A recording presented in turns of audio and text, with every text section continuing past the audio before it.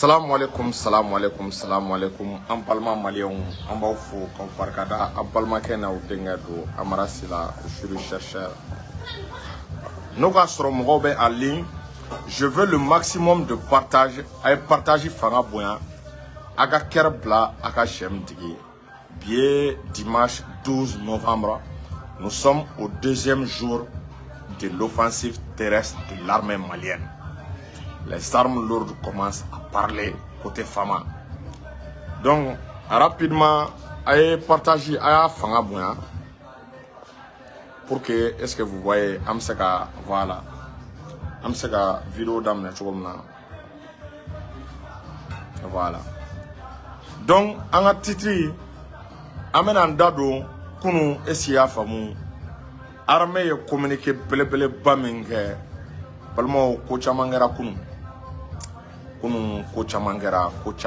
armée communiqué Minke, Amena Andado, communiqué là. Balmo Kunu Terrozu,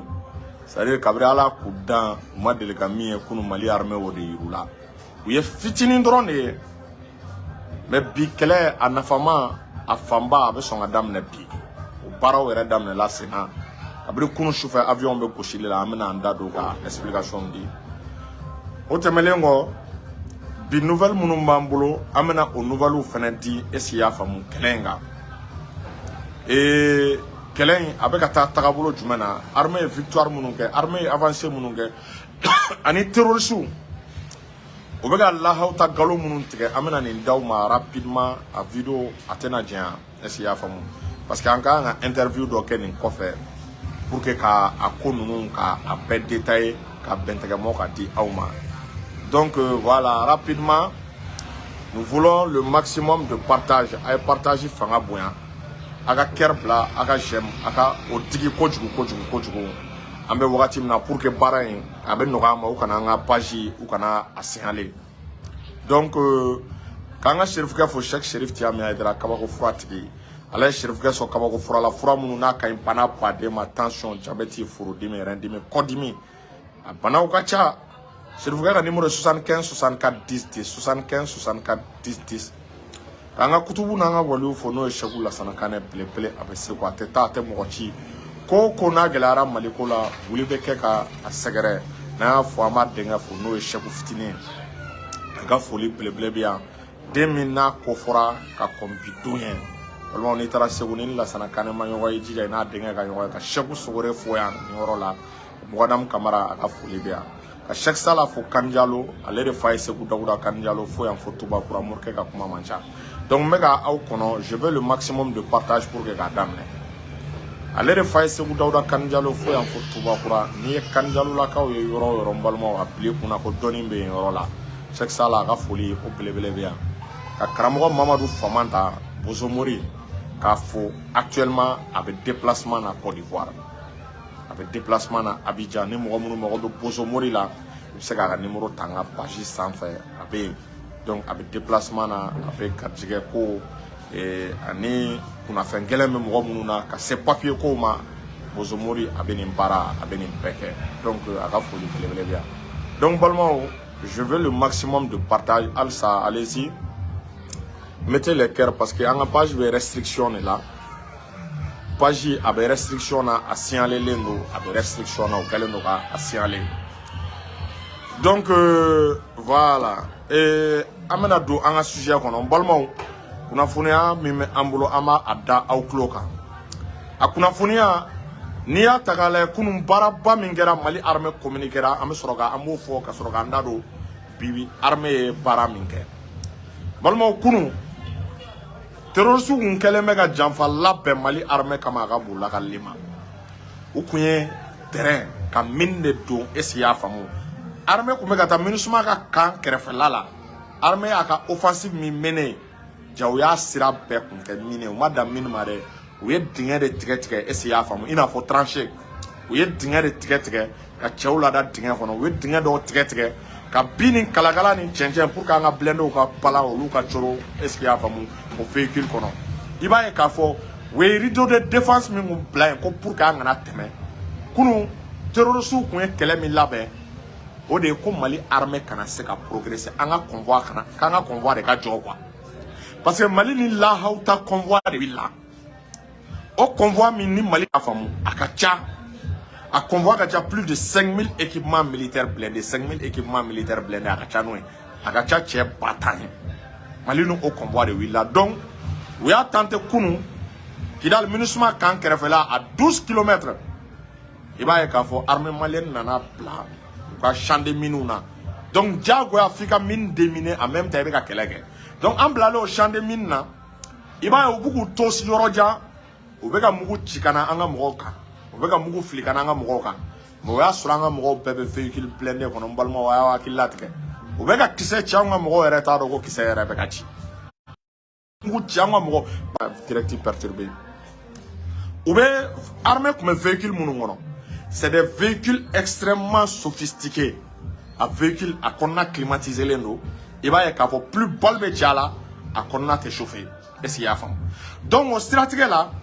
armée ka avancement à chaque fois abena tomber mine doga abe au déminer ni armée ko abe avancer abena tomber mine doga abe au déminer ni armée ko abe avancer abena tomber mine doga abe au déminer wa soro jugo be ka mugu ci chogo mina o be ka mugu ci o chogo kelena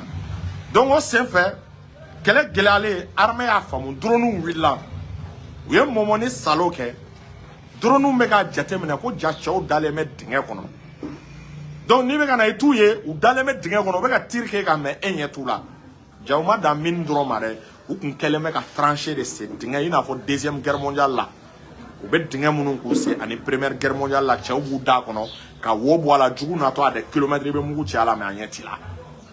ore se fait armée drone wuli kata ko nsege mune be ka to esia famu tir be ka kanga pratiquement anyete tir be ka boromna drone tara sege ka soro ko chaw daleme esia famu dinga ko chedo dole me kuluwo la o be ka tirke donc champ de minumbe Europe armée génie militaire blanc en avant esia famu on a ka véhicule olu be ka do be ka mine déminer o be ka mine déminer donc chamunu daleme duguma bolmo iba kalama ka kera chaman kaburu de cheo kun dale be dinga ko nala armée yu susu ko susu drone mugu susu bolmo cheo kun dale be dinga ko resi avam dinga yele mano ga ne ka kaburu olanga artillerie anga che véhicule blindé en PM21 ru commencer o be ka cacher o be ka mangambo o be ka tirke bolmo ko rideau de défense follow me plein wallahi we rideau wuli chao check me o besara o rideau willa armée progressera parce que o ko rideau mi sigi aga cha rideau tanyo we objectif kanga convoi de kana progresser quoi objectif o mana ata gere ko aw ne ga convoi te passer kanga convoi te progresser ko kata quoi kanga convoi ko te teme esia fo mo localité me ko kalini kanga convoi te teme ko convoi be dans o la ko convoi ti da ki alga donc drone ye premier rideau olu ye o éliminer ko bo bara la artillerie commencera est-ce ya famu olu be ka bara damne anga convoi avec progresser donnon iba e ka fo terroriste ko marfa kan be ka gan Mali armée fene be ka marfa kan gan iba e ka fo armée de l'air willa tuguni ya jatemine parce qu'à chaque fois terroriste be tirke ça permet au drone de repérer tir be ka bo oro jumen tir be ka bo provenance jumena tir avec abo kulu de kanwa avec abo dinga de lawa ni drone yo e drone beta est ya fam tir be ka borom na ka yoro su no e yoro wolo e ba e sanga dama doni marfa manga me da e yoro la est ya fam bo armée kunu journée beke orela e ba e abara manogo mais rideau de défense armée ka communiquer la ko begi ya glisi ko terroriste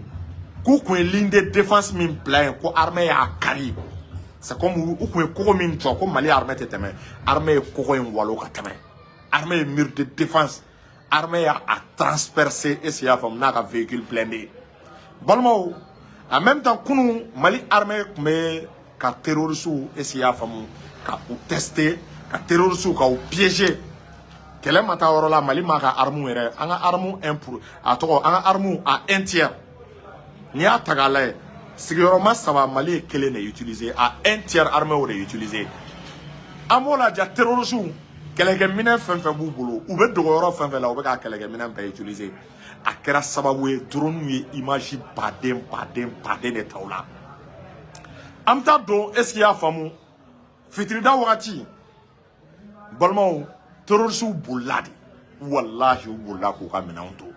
ou bulla ko ka chou dalento ou comme position fin là à 12 km où il y a position bé abandonnée ou ko kubu jo mali armée où est daele ko mali armée ka teme mo munu me ko kunu wonu waran fort ko desera ko mali armée ka teme or la armée a fort ko kunu ko elle a eu à faire face à une ligne de défense aux lignes de défense ko kun dabo ko k'ale ka tagali de jɔ k'ale ka progression jɔ donc nous a d'abord ka progression jɔ ale bɛ mun kɛ n'i ye kogo de jɔ a bɛ kogo kan n'i ye ligne de défense de bila a bɛ ligne de défense a b'a waraka donc Mali armée kunu ligne de défense waraka drone ani avion olu jɔda bonyana dugumamɔgɔw olu fana ka jɔda bonyana kojugu kunu action combinée de bɛ kɛ ni tir gana yɔrɔ min na i b'a ye commandement bɛ armée de l'air informé bɔ jugu u ka marifa mankan bɛ ka gani yɔrɔ la drone be wuli u ta sɛgɛsɛgɛ marifa mankan be bɔ yɔrɔ min na u bɛ o bɔ baara la Mali armée terroriste bunte de u ka véhicule min tiɲɛna kunna a ka ca véhicule 200 ye comme an bɛ niveau min na bɛɛ b'a dɔn l'armée a changé de stratégie de communication n'i y'a mɛn i b'a fɔ denmisɛnninw sara an ye su nombre de fɔ n'i y'a mɛn i b'a fɔ ko kɛlɛ kɛra tan ou bien k'i bɛ taa droit de l'homme mɔgɔw wele ɔ an ye su nombre an ye su da i bɔr'o de kalama o de fɔr'i ye donc o de siratigɛ la i b'a ye k'a fɔ Mali armée a communiqué min kɛ u ye ligne de défense u ye cɛw jɔ an ye sira o sira la an ye cɛw gosi ka bɔ yen an ye cɛw lada kunu sufɛla la force spéciale olu fana donna est-ce qu'il y a faamu olu y'u ka baara kɛ kunu i tun bɛ kulekan de mais i bɛ fagali kɛ i bɛ mɔgɔw fagatɔla de mais i tɛ mɔgɔ y'i ɲɛ la o ye force spéciale ka baara kɛ n'o ye kunu sufɛla terroriste caman bolila dɛ terroriste caman ma si Kidal wa drone continuera ka susulu kɛ kunu sufɛla la armée ko senfɛ u ye temps min kɛ kɛlɛ la à peu près 2 heures ko kɛlɛ bannen ko convoi continuera ko convoi ye sira ta balimaw ko de bɛ yen armée ko k'ale ka convoi ma jɔ ko kunun ko convoi k'a ye sira ta convoi continuera u y'a essayer ka convoi bloquer armée y'u susu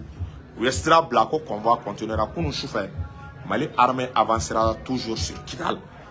ville armée bɛ fɛ bi ka MINUSMA ka kan ka o de minɛ pratiquement mɔgɔ yɛrɛ tɛ ka si kan kɔnɔ mais u ye ligne de défense dɔ de bila pour retarder l'armée donc o de senfɛ i b'a ye kunu kɛlɛ minnu kɛra armée ye o enseignement tiré général Umar Jara ani général Keba Sangare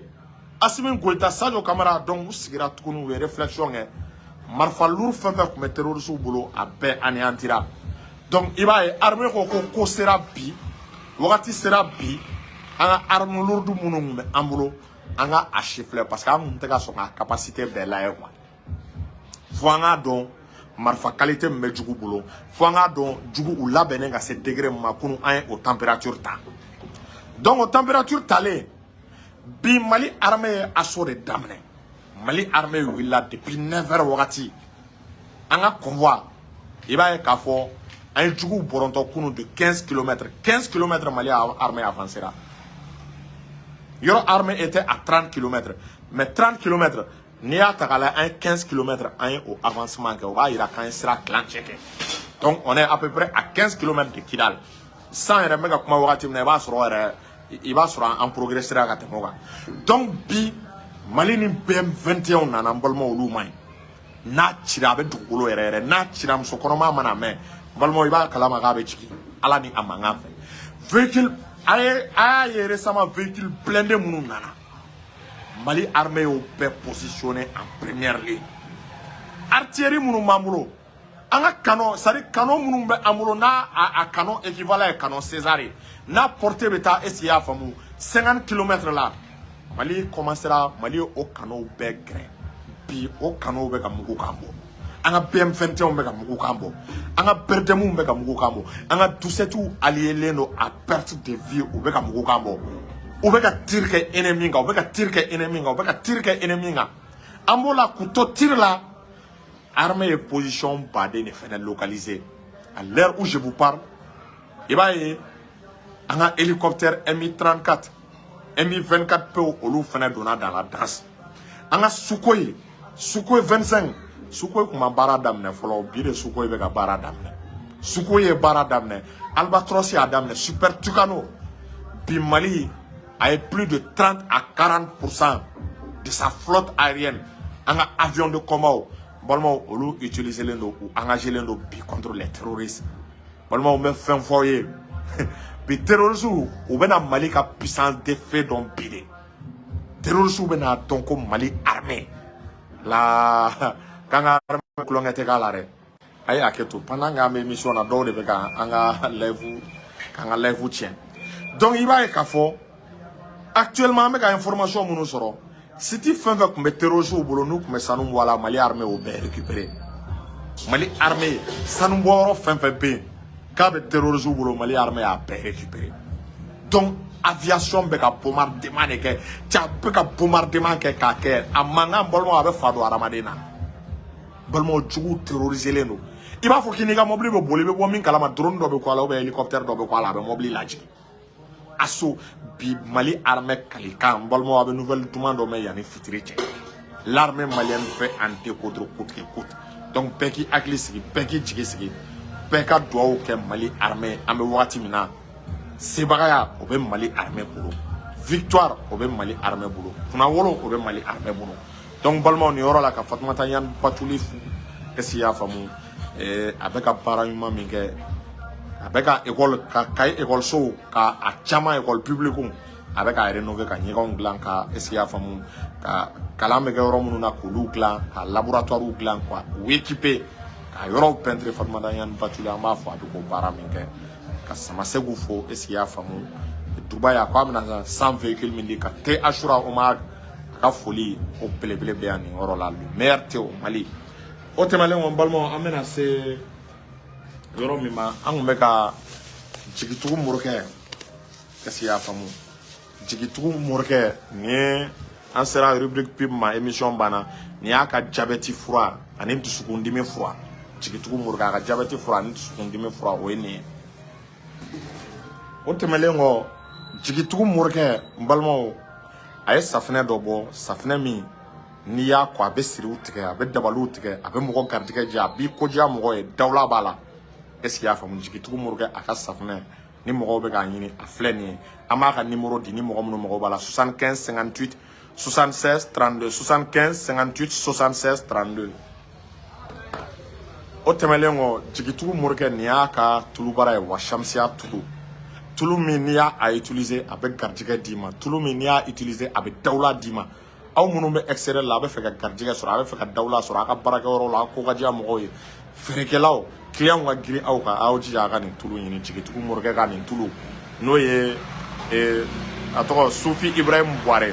aga numéro est 75 58 76 32 75 58 76 32 on balma amé bi émission ama appeler salam